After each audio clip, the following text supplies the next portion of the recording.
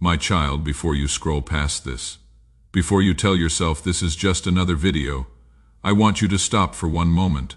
Put down whatever you are holding, sit still, because tonight, something in your life is going to change, and I did not want you to find out by feeling it. I wanted you to hear it from me first, gently, the way a father wakes his child before the storm arrives, not after you have been carrying something for a long time. I know this because I have watched you carry it. I have watched you smile in rooms while something inside you quietly ached. I have watched you type messages and delete them before sending. I have watched you check your phone for a reply that takes hours to come, when you used to reply within minutes. I have watched you tell your friends, "It is fine," when it has not been fine for a while now. Tonight, I am not here to tell you something you do not already know deep down. I am here to finally say it out loud because you have been too afraid to. If you feel your chest tighten reading this, if some part of you already knows what I am about to talk about, take a breath right now. Just one. And if you want, type the word here in the comments so that you remember this moment, the moment before everything started to shift. Let me start with what you are afraid of, because I think that is more honest than starting with what I am going to do. You are afraid that if this thing ends, you will have proven something about yourself that you have always secretly suspected. That you are too much, that you love harder than you are loved back, that no matter how good you are to people, eventually they grow tired of you, or distracted, or distant, and you are left standing there wondering what you did wrong, when the honest answer is that you did nothing wrong at all. You are afraid that this ending will confirm the worst thing you believe about yourself, my child. I need you to hear me clearly tonight. It will not. It will do the opposite. But I am getting ahead of myself, because before I can show you the opposite, I need you to understand what is actually happening to you right now. You are exhausted, not the kind of exhausted that sleep fixes, the kind that lives behind your eyes, the kind that makes ordinary tasks feel heavier than they should, the kind that makes you stare at your ceiling at 2 in the morning replaying conversations, trying to find the exact sentence where things started going wrong, as if finding it would somehow let you go back and fix it. You have been doing this for weeks, maybe months, and nobody around you fully understands, because from the outside, your life looks fine. You go to work, you laugh at the right moments, you answer when people ask how you are, but inside, you have been quietly disappearing, piece by piece, and you are the only one who has noticed. I notice too, every single time. Here is what I want you to understand about what is ending tonight. It is not ending because you failed at it. It is ending because you have been the only one fighting for it, and I am not willing to watch you fight alone for one more season. There is a difference, my child, between a relationship that is hard because both people are growing through something together, and a relationship that is hard because one person is doing all the growing, all the reaching, all the forgiving, while the other person simply lets it happen because it costs them nothing to receive it. You have been in the second kind, and the second kind does not get easier with time. It gets quieter, it gets you used to less, until one day you look up and realize you have been settling for crumbs while calling it a meal, because you forgot what a full plate even looks like. Tonight, I am going to remind you what a full plate looks like. But first I want to sit with you in the part that hurts, because I am not going to rush you past your own grief just to get to the comforting part faster. That would be dishonest, and I do not do dishonest comfort. So let us be honest together for a moment. The person, the relationship, the situation I am about to remove from your life, it gave you something real once. Maybe it gave you the feeling of being chosen after a long time of feeling overlooked. Maybe it gave you a sense of belonging during a season when you felt like you did not fit anywhere else. Maybe it simply gave you someone to come home to, even if coming home started to feel less like relief and more like bracing yourself. Whatever it gave you, it was real. I am not erasing that. I am not telling you it meant nothing. I am telling you that what it gave you in the beginning is not what it has been giving you lately, and you have known that for longer than you have admitted.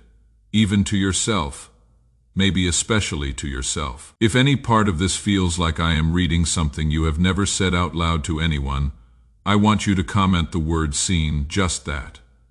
Because that is exactly what this moment is. You are not imagining things. You are not being too sensitive.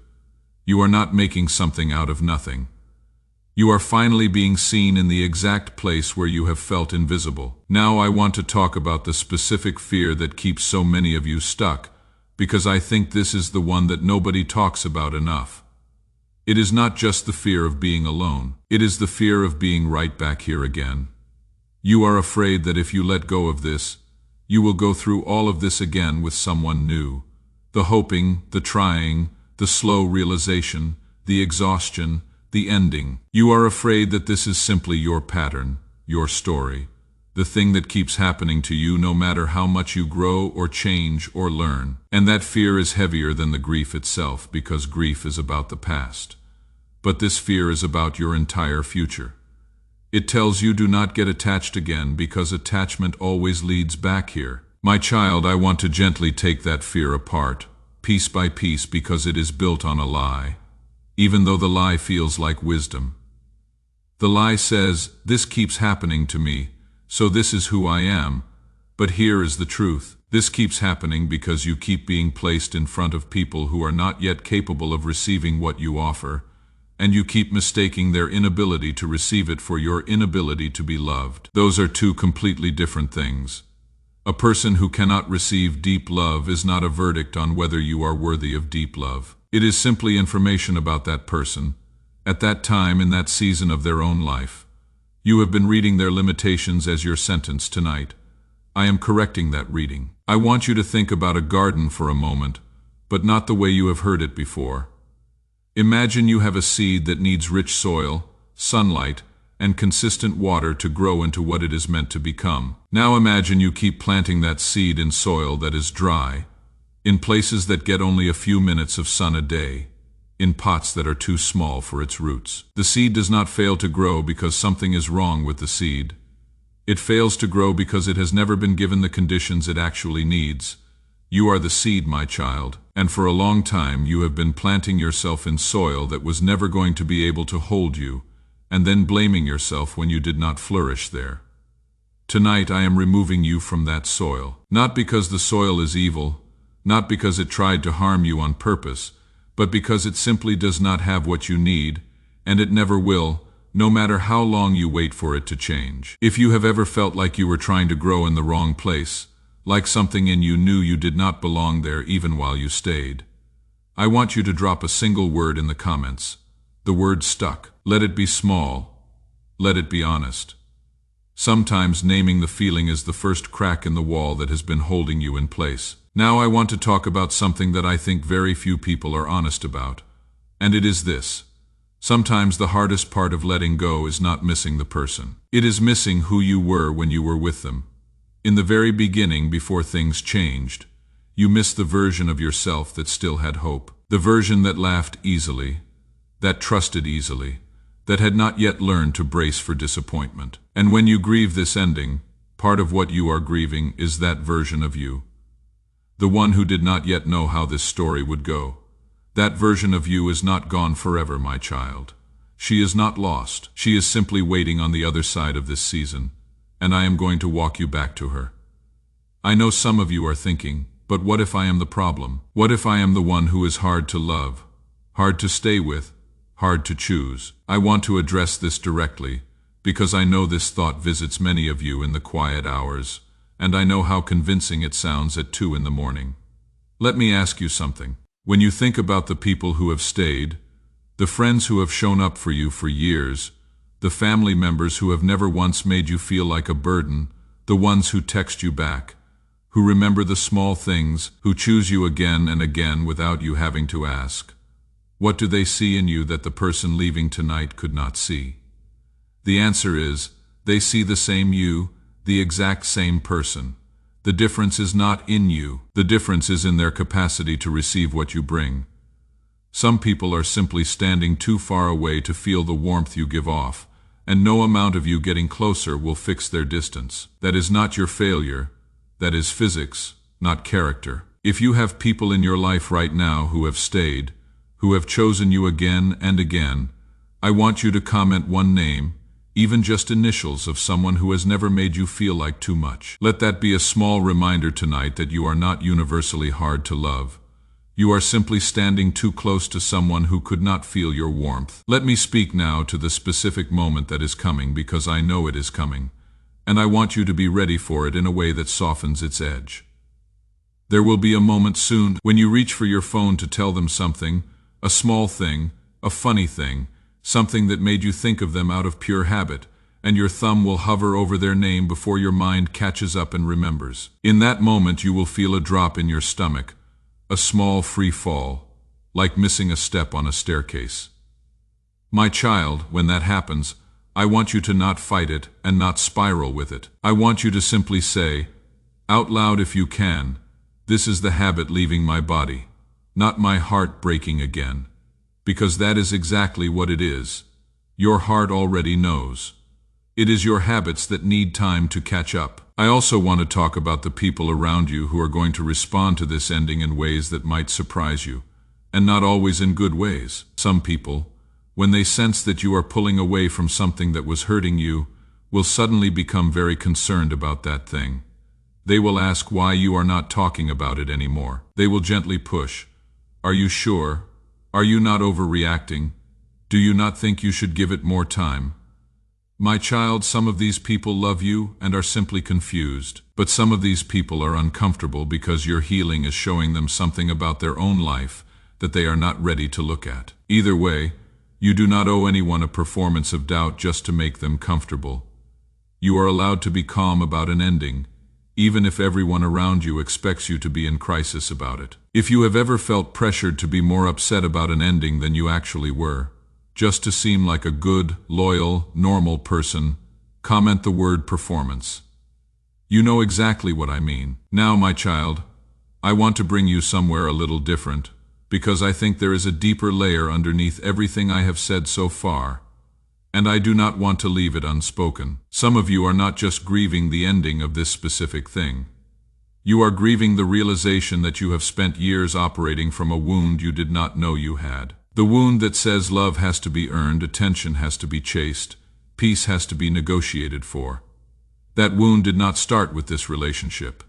It started somewhere much earlier, maybe in a childhood where affection felt conditional, maybe in an early friendship where you learned that being agreeable kept people close, maybe in a moment so small you do not even consciously remember it, but your nervous system remembers it perfectly. And every relationship since then has been, in some quiet way, an attempt to finally get it right, to finally be enough, to finally make someone stay without having to work so hard for it. Tonight I am not just removing a person, I am interrupting a pattern that has been running underneath your life for a very long time, often without your permission, like a program running in the background that you never agreed to install. And I want you to know gently that this interruption is one of the kindest things I have ever done for you, even though right now it might feel like one of the hardest. If this is landing somewhere deep, somewhere you were not expecting tonight, I want you to take a slow breath and just sit with it for a second before you keep reading.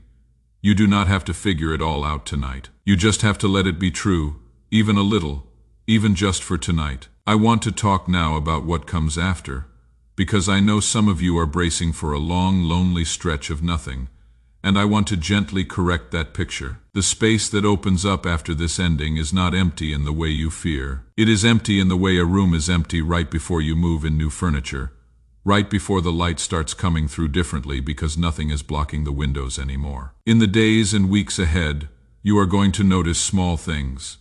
You will have energy in the evenings that you used to spend worrying. You will notice that your shoulders are not as tense as they used to be, even though you cannot point to exactly when that changed.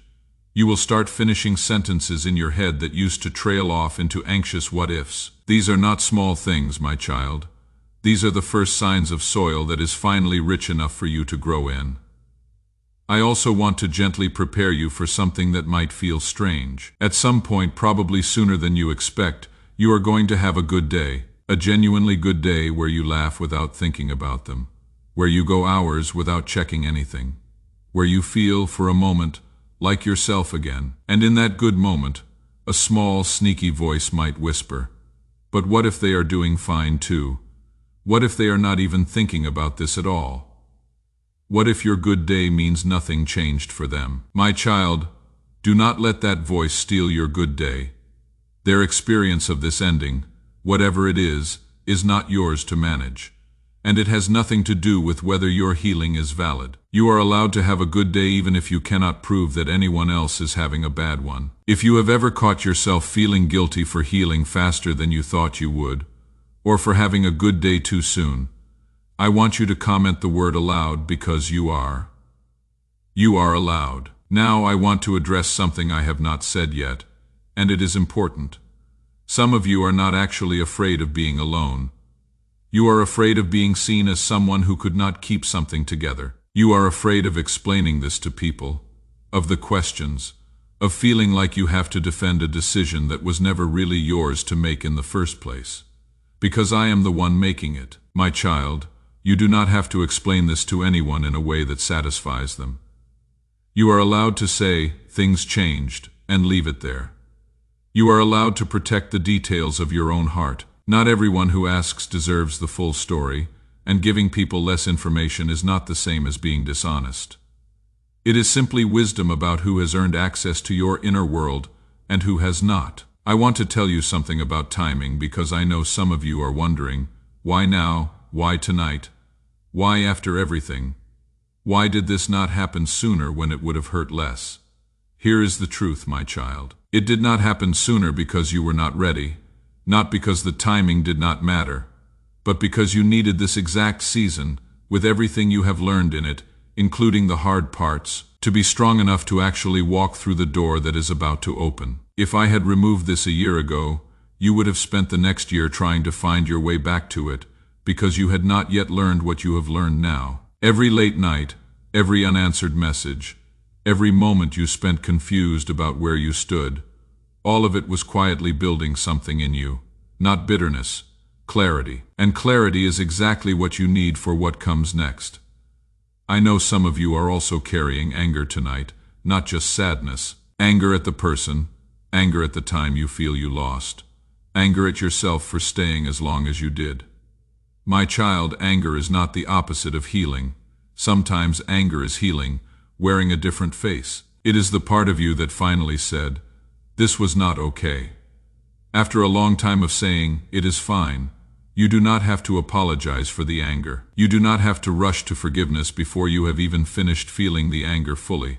Forgiveness will come, in its own time, and when it comes, it will not be because you forced it. It will be because you no longer need to carry the weight of the offense, because I have already carried it for you. If you are feeling anger tonight along with everything else, and you have been told even gently that you should not feel that way, that you should just let it go already, comment the word valid.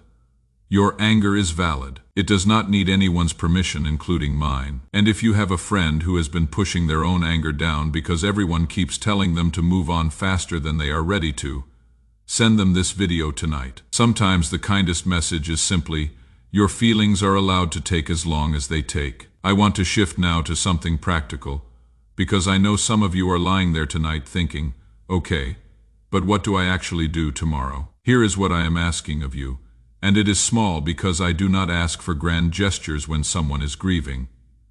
I am asking you to do one thing tomorrow that has nothing to do with this ending. One small thing that belongs only to you. It could be making your favorite breakfast, even if it takes longer than usual.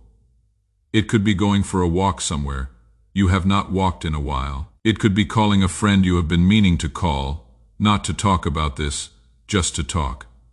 The point is not the activity itself. The point is reminding your own heart that your life is still happening, that it did not pause when this ending began, that there is still a you underneath all of this, and that you are still here to live your life. I also want to say something about the version of you that is going to look back on tonight someday. There is a future version of you, maybe 6 months from now, maybe a year, living in a completely different season of life.